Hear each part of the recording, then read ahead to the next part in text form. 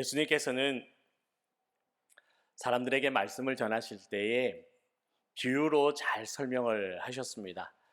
그 비유의 말씀은 어려운 게 아니라 누구나 들어도 알 수 있는 쉬운 비유였고, 또 우리 주변에 늘상 있는 것들, 그런 것들을 통해서 잘 설명해 주셨습니다. 공중에 새들이 날아가면 예수님은 그것을 바라보시면서도 교훈을 주셨어요. 공중에 날아가는 새를 보라. 심지도 않고 거두지도 않고 창고에 모아 들이지도 않아도 하나님이 그것들을 얼마나 귀하게 여기시는지 다 거두어 먹이시고 키우신다. 하물며 너희는 어떻겠느냐? 이보다 더 귀하지 아니하냐? 무엇을 걱정하느냐? 무엇을 근심하느냐? 하나님이 너희를 다 사랑하여 먹이고 기르신다. 그러면서 설명하시는 거예요. 그러면 여러분, 그 얘기를 들을 때에 당신은 귀한 존재입니다 라고 100번 듣는 것보다 그 한마디의 비유의 말씀을 들으면 하나님이 나를 정말 정말 귀하게 여기시는구나, 그 자연 만물 그 새들보다도 나를 더 존귀하게 여기시는구나 하고 내 마음에 하나님의 마음이 확 와닿는 거예요. 깊이 충만케 와닿는 겁니다. 오늘 본문 말씀도 보면 예수님께서 제자들과 함께 겟세마네 동산으로 기도하러 가시다가 포도나무를 보고 말씀하시는 거예요. 나는 참 포도나무다. 그리고 우리 아버지는, 하나님은 농부이시다. 그리고 너희는 나에게 붙어 있는 포도나무 가지다. 그런데 농부이신 하나님이 우리를 바라보면서 그 가지를 보시면서 열매를 맺지 못하면 잘라 버리시고, 열매를 더 맺는 가지를 돌보시고 더 많은 열매를 맺게 하나님께서 깨끗하게 하신다라고 말씀을 하시는 겁니다. 여러분, 오늘 말씀에 의하면 하나님은 농부이십니다. 우리를 돌보시는 농부이십니다. 그리고 예수님은 포도나무이십니다. 그리고 우리는 뭡니까? 뭐예요? 가지예요, 가지. 그런데 농부 되시는 하나님께서는 우리가 열매를 맺는지 안 맺는지, 가진 우리의 열매가 있는지 없는지 항상 살피신다는 거예요. 매일 돌보시면서 바라보고 계신다라는 것입니다. 저희 장인어른이 평생 직장 생활 하셨어요. 법무사에서 일하셨는데, 그러다가 퇴직을 하시고는 한 번도 농사를 짓지 않으셨는데 과수원을 시작을 하셨어요. 사과 농사를 시작하셨어요. 야, 하실 수 있겠나 싶었는데 사과대학을 나오시더니 사과 박사가 되셨어요. 그래서 얼마나 농사를 잘 하시는지 사과가 정말 꿀맛입니다. 그런데 한 번은 제가 과수원에 이렇게 아버님하고 이렇게 있다가 사과나무를 보니까 사과가 열리는데 애기 사과 있잖아요. 조그만한 것들이 이제 막 열렸어요. 그래서 제가 그걸 보면서 아버님, 사과가 참 많이 열렸네요. 이 풍년이겠습니다. 풍작이겠습니다. 그랬어요. 그랬더니 장인어른께서 하시는 얘기가 그거 괜찮은 거 빼고는 하나씩 하나씩 다 잘라낼 거야 그러시는 거예요. 왜 그러시는 거예요? 그렇게 잘라내야 남은 사과가 더 크고 더 맛있고 당도도 올라가고 더 잘 자란다라는 거예요. 그래서 그렇게 잘리지 않은 사과가 나중에 자라면 상품이 되는 겁니다. 그래서 그런지 그 사과가 그 소백산 자락의 그 일교차, 찬바람, 그걸 맞고 모든 시련과 역경을 겪어내서 그런지 몰라도 이 사과의 과육이 얼마나 단단한지 몰라요. 그리고 먹으면 아삭아삭한 게 정말 맛있어요. 상품이 된 거예요. 그런데 농부 되시는 하나님께서도 우리를 돌보실 때에 이와 똑같이 하신다고 말씀하고 계시는 거예요. 열매가 적은 가지는요, 제거해 버리십니다. 그래서 열매를 많이 맺는 가지가 더 좋은 열매를 맺고 더 많은 열매를 맺을 수 있도록 하나님께서 그렇게 돌보신다는 것입니다. 그렇다면 가지된 우리가 더 좋은 열매, 더 풍성한 열매를 맺기 위해서 하나님께서 그것을 보시면서 기뻐하시도록 열매 맺기 위해서 우리는 어떻게 해야 될까요? 오늘 말씀은 열매 맺는 풍성한 가지가 되기 위해서 우리가 어떻게 해야 될지를 잘 말씀해 주고 있는 귀한 말씀인 줄로 믿습니다. 오늘 말씀을 통해서 열매 맺는 저와 여러분 되기를 주님의 이름으로 축복합니다. 먼저 열매 맺는 좋은 가지가 되기 위해서는요, 예수님께 딱 붙어 있는 가지가 되어야 됩니다. 오늘 본문 4절 말씀을 우리 함께 읽어보도록 하겠습니다. 4절 말씀을 함께 봉독하겠습니다. 시작. 내 안에 거하라. 나도 너희 안에 거하리라. 가지가 포도나무에 붙어 있지 아니하면 스스로 열매를 맺을 수 없음같이 너희도 내 안에 있지 아니하면 그러하리라. 아멘. 여러분, 가지가 열매 맺기 위해서는 열매를 많이 맺고 적게 맺고 이거는 둘째 문제예요. 열매를 일단 맺기 위해서는 무조건 가지가 나무에 붙어 있어야 되는 것입니다. 그래야 나무를 통해서 수분을 얻고 영양을 공급받고 에너지를 얻어서 꽃을 피우고 열매를 맺고 자라갈 수 있기 때문에 그렇습니다. 가지가 나무에서 떨어져 나가는 순간부터 그 가지는 죽은 가지가 되는 거예요. 여러분, 나무를 가지고 멋지게 조각하는 사람들이 있습니다. 예술가들이 있습니다. 그래서 나무를 가지고 수억짜리의 작품을 만들어낸다고 할지라도 그 나무가, 그 작품이 절대 하지 못하는 게 있어요. 그게 뭘까요? 절대 열매 맺지를 못해요. 수억의 가치를 호가한다고 할지라도 그 나무는 절대 열매를 맺지 못합니다. 반대로 산골짜기에 아주 이름도 알 수 없는 나무가 심겨 있어요. 그런데 그 알 수도 없고 못생긴 나무에 붙어 있는 가지는 철을 따라서 꽃을 피우고 열매를 맺어요. 왜 그래요? 살아있기 때문에 그런 거예요. 여러분, 열매를 맺고 맺지 못하는 그 결정적인 이유가 뭐냐면 바로 생명이 있기 때문이라는 거예요. 생명 때문이라는 것입니다. 여러분, 나무에서 떨어진 가지는요, 아무리 예술 작품으로 승화된다고 할지라도 100년이 지나고 1000년이 지나도 열매를 맺을 수가 없어요. 반면 아무도 알아주지 않는 나무의 가지라도 그 겨울철에 어떻습니까? 마치 죽은 것처럼 마른 것처럼 있어도 봄이 되면 꽃을 피우고 열매를 맺습니다. 왜요? 살아있기 때문에 그런 거예요. 여러분, 세상 사람들의 삶이요, 아무리 화려해 보이고 풍요로워 보이고 좋아 보여도요, 여러분, 그것은요 결국 주님을 떠난 죽음의 삶이에요. 죽은 삶이에요. 그렇기 때문에 그 속에는 하나님의 귀한 열매가 맺힐 수가 없는 겁니다. 그래서 우리는 그 삶을 볼 때에 부러워하는 삶이 아니라 그 삶은요 안타까운 삶이에요. 그 삶은 불쌍한 삶인 것을 우리는 영적으로 바라볼 수 있어야 되는 것입니다. 여러분, 우리는 예수님께 꼭 붙어 있어야 됩니다. 자나 깨나 길을 걸을 때나 밥을 먹을 때나 사업을 할 때나 출근을 할 때나 어떻게 할 때나 주님과 항상 딱 붙어 있어야 되는 거예요. 주님과 함께 공부하고 주님과 함께 사업하고 주님과 함께 길을 가고 주님과 함께 사람 만나고, 심지어는 부부 싸움 할 때도 누구 안에서요? 누구 안에서요? 주님 안에서 싸우셔야 돼요. 그래야 그 가정이 죽지 않는 겁니다. 여러분, 제가 예전에 고속버스를 타고 가는데 3시간 정도 가요.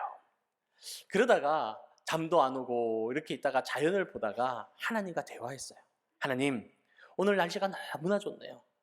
잎이 너무나 푸르렀네요. 하나님, 너무나 감사합니다.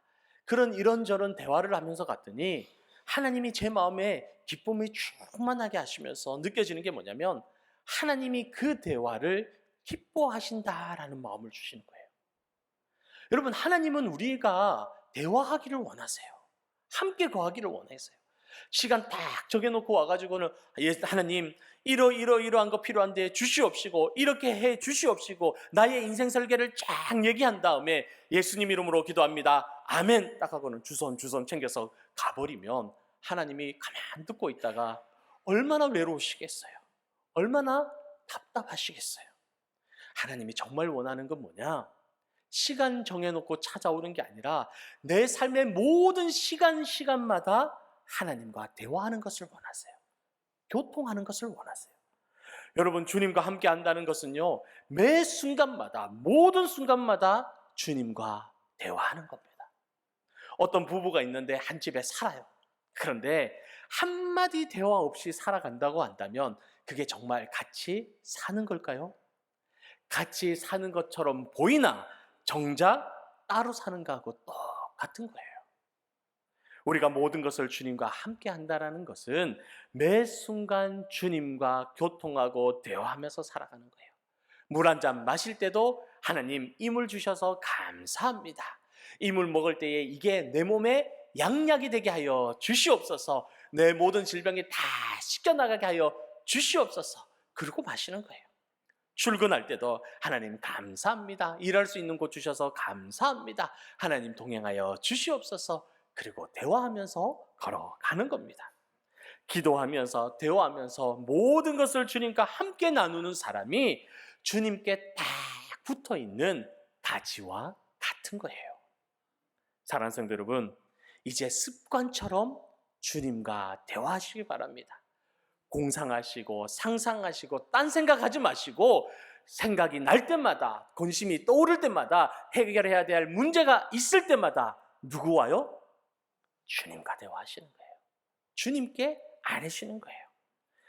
나무가지가 나무에 붙어 있다는 것은요, 수시로 그 나무를 통해서 물을 공급받고 영양분을 공급받고 그 나무를 통해서 필요한 모든 것을 얻는 거예요. 그래서 그 나무가 자라가고 열매 맺는 겁니다. 여러분, 우리 몸에 팔다리가 있잖아요. 근데 이 팔다리가 건강하게 잘 움직이고 썩지 않는 이유가 뭐 때문이에요?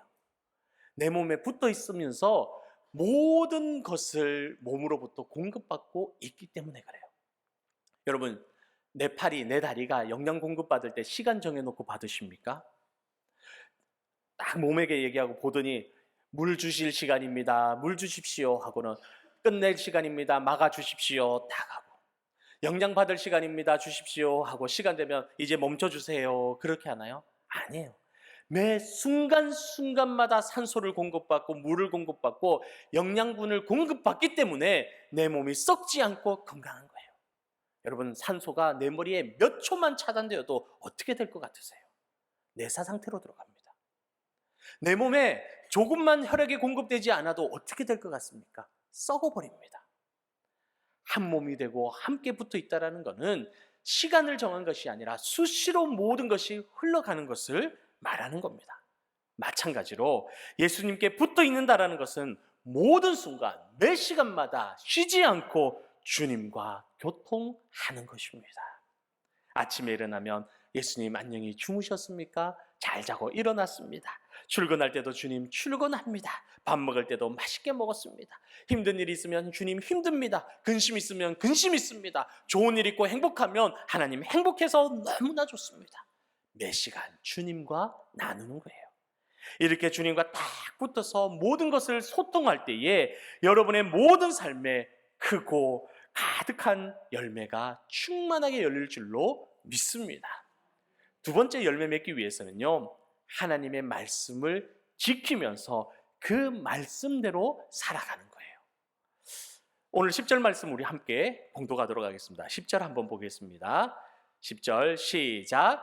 내가 아버지의 계명을 지켜 그의 사랑 안에 거하는 것 같이 너희도 내 계명을 지키면 내 사랑 안에 거하리라. 아멘. 하나님의 사랑하는 방법이 뭐라고 말씀하십니까? 내 계명을 지킬 때에 그 사랑 안에 거하게 되는 거예요. 하나님의 사랑 안에 거하고 싶습니다. 거하게 해주세요. 우리가 그런다고 거하는 것이 아니라 내가 그 말씀을 지키면서 살아갈 때에 하나님의 사랑 안에 온전히 거하게 되는 겁니다.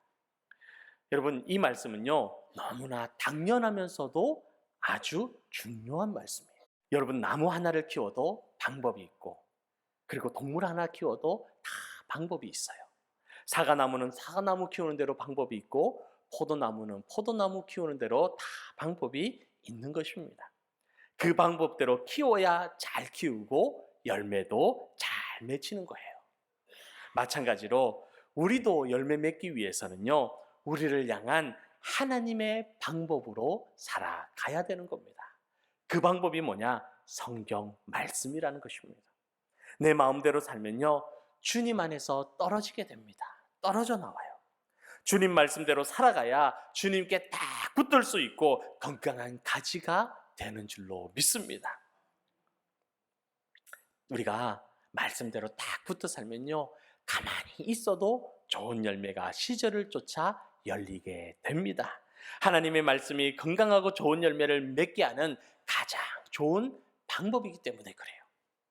사랑하는 성도 여러분, 좋은 열매 맺기 원하십니까? 내 삶에, 내 가정에 풍요로운 열매가 가득하기를 원하십니까? 그러면 주님의 말씀을 따라 말씀대로 살아가시기를 바랍니다.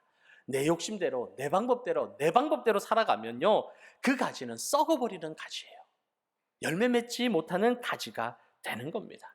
여러분, 말씀을 따라서 주님이 주시는 축복의 열매가 가득하기를 주님의 이름으로 축복합니다. 오늘 본문 말씀 8절을 보면요, 너희가 열매를 많이 맺으면 내 아버지께서 영광을 받으실 것이요 너희는 내 제자가 되리라 말씀하셨어요. 우리가 예수님과 늘 교통하면서 주님께 딱 붙어서 말씀대로 살아가면서 열매가 가득해지면요, 하나님께서 그 모습을 보시고 무엇을 받으신다고요? 영광을 받으신다는 거예요. 영광이 가득하다는 거예요. 기뻐하시고 흐뭇해 하신다라는 것입니다. 사랑하는 성도 여러분, 저와 우리 영일만 교회 때문에 우리 하나님께서 보시면서 웃으시기를 바랍니다. 흐뭇해 하신다면 얼마나 좋겠습니까? 저와 여러분을 통하여 하나님께서 영광 받으시고 매일 웃으시는 일들이 가득하기를 축복합니다. 또 주님께서는 열매를 많이 맺는 우리에게 뭐가 될 거라고 말씀하셨어요? 제자가 될 거라고 말씀하셨어요. 제자가 될 거라고 말씀하셨어요. 여러분, 이곳에 계신 모든 성도님들이 예수 그리스도의 제자가 되시기를 주님의 이름으로 축복합니다. 최엽선 목사님의 명상록이라는 책에 보면 신자와 제자의 차이를 잘 설명해 주고 있어요. 여러분, 잘 들어보시기 바랍니다. 값싼 은혜를 생각하는 사람, 곧 쉽게 예수를 믿으려는 사람이 많을수록 교회는 그 의미를 상실한다. 그리고 제자가 되어 십자가를 지는 사람이 많을수록 교회는 하나님께 많은 영광을 돌린다. 값싼 은혜를 생각하는 사람은 하나님을 쉽게 용서하고 쉽게 천당 보내주는 할인 매장의 주인쯤으로 생각한다. 그러나 예수님께서는 나를 따라오려거든 내 소유를 포기하기를 바란다라는 비싼 대가를 요구하셨다. 신자는 열매가 빈약하고 제자는 풍성한 열매를 맺는다. 신자는 자기 혼자의 영혼을 겨우 건지나 제자는 그리스도를 영화롭게 한다. 신자는 그리스도의 사람이라 불리는 것을 쑥스러워하나 제자는 큰 소리로 그는 그리스도인이다라고 불릴 수 있다. 신자는 싼 값을 지불하며 살고 제자는 비싼 값을 지불하며 산다. 신자는 빈 어깨로 천국에 가려 하고 제자는 남의 십자가까지 지고 천국으로 향한다. 신자는 혼자 기뻐하고 혼자 만족한다. 그러나 제자는 눈물과 기쁨을 이웃과 함께 나눈다. 사랑하는 성도 여러분, 여러분은 신자이십니까? 제자이십니까? 제자이십니까? 열매를 많이 맺고 예수 그리스도의 제자가 되기를 원한다고 했을 때에 아멘이라고 말씀하실 때 어떤 열매를 생각하셨습니까? 어떤 열매를 맺기를 원하셨습니까? 제자가 맺는 열매는 십자가의 열매입니다. 세상적으로 움켜쥐는 것이 아니라 내 소유를 포기하고 나누는 열매입니다. 그리스도인이라 불리는 것을 즐거워하며 불신자를 전도하는 열매예요. 그리고 이웃을 사랑하고 기쁨과 슬픔을 함께 나누고 함께 울어주는 열매, 그게 제자의 열매라는 것입니다. 예수님께서는 나를 존경하라, 나를 경배하라, 나를 예배하라, 나를 영화롭게 하라 말씀하지 않으셨어요. 예수님은 대신에 나를 따르라 말씀하셨어요. 따른다라는 것은 예수님의 행동을 따라 실천하는 것입니다. 예수님처럼 나도 희생하고, 예수님이 사랑하셨으니 나도 사랑하고, 예수님이 십자가를 지셨으니 나도 십자가를 지는 삶, 그 삶이 제자의 삶이라는 것입니다. 우리가 이런 제자의 열매를 맺으며 살아갈 때 하나님께서는요, 우리에게 특별한 축복을 주셨어요. 제자에게 주는 특별한 축복을 우리에게 주셨어요. 10절과 11절 말씀 우리 함께 봉독하도록 하겠습니다. 10절과 11절입니다. 함께 봉독해 보겠습니다. 시작. 내가 아버지의 계명을 지켜 그의 사랑 안에 거하는 것 같이 너희도 내 계명을 지키면 내 사랑 안에 거하리라. 내가 이것을 너희에게 이름은 내 기쁨이 너희 안에 있어 너희 기쁨을 충만하게 하려 함이라. 아멘. 충만하게 하려 함이라고 말씀하셨어요. 여러분, 예수 그리스도의 기쁨이 우리 안에 충만케 되는 은혜를 누리기를 주님의 이름으로 축복합니다. 예전에 어떤 할머니가 꽃을 팔고 계셨는데 늘 웃어요. 늘 기쁨이 넘쳐요. 그래서 꽃을 사러 온 단골 손님이 한 번은 물었어요. 할머니는 근심과 걱정이 없으신가 봐요. 늘 웃고 계신 거 보니까 매일 행복하시고 좋으신가 봐요. 그래요. 그러니까 할머니가 하시는 얘기가 천만에요. 사람인데 왜 근심이 없겠어요? 왜 걱정이 없겠어요? 그러는 거예요. 근데 할머니 어떻게 그렇게 매일 웃을 수 있어요? 그랬더니 이 할머니가 하는 얘기가 저는요 3일의 비밀을 가지고 인생을 살아갑니다. 3일의 비밀이 뭐예요? 3일의 비밀이란 걱정이 있을 때마다, 근심이 생길 때마다 하나님 앞에 기도드리고 3일을 기다리는 겁니다. 예수님께서 무덤에서 3일 동안 계시다가 부활하신 것처럼 하나님 앞에 모든 것 올려드리고 3일을 기다리는 겁니다. 그러면 하나님께서 때로는 숫자 3일이 아닐 수도 있지만 나에게 닥치는 어떤 암흑과 같은 고난이 올지라도 결국은 하나님께서 광명의 열매로, 기쁨의 열매로 바꾸셔서 끝이 나게 해 주시더라는 것입니다. 여러분, 예수님의 제자가 누리는 그리스도의 사랑과 기쁨의 특별함의 이유가 여기에 있어요. 요한복음 15장 16절 말씀을 보면 너희가 나를 택한 것이 아니요 내가 너희를 택하여 세웠나니 이는 너희로 가서 열매를 맺게 하고 또 너희 열매가 항상 있게 하여서 내 이름으로 아버지께 무엇을 구하든지 다 받게 하려 함이라. 아멘. 제자된 우리가 예수 그리스도의 이름으로 기도할 때 무엇을 구하든지 하나님께서 어떻게 해요? 다 받게 하신다라는 것입니다. 그래서 우리 앞에 흑암이 닥쳐도 그 끝이 언제나 광명의 열매로 끝이 나는 거예요. 어렵고 힘든 역경을 만나도 언제나 그 끝은 기쁨의 열매로 가득하도록 하나님이 만들어 주시는 것입니다. 사랑하는 영일만 성도 여러분, 참 포도나무가 되시는 예수님과 영원히 함께 거하시는 여러분 되시기를 축복합니다. 그래서 우리의 삶이 주님의 사랑과 기쁨으로 언제나 충만하고 열매 맺는 복된 제자의 삶이 되시기를 주님의 이름으로 축원합니다.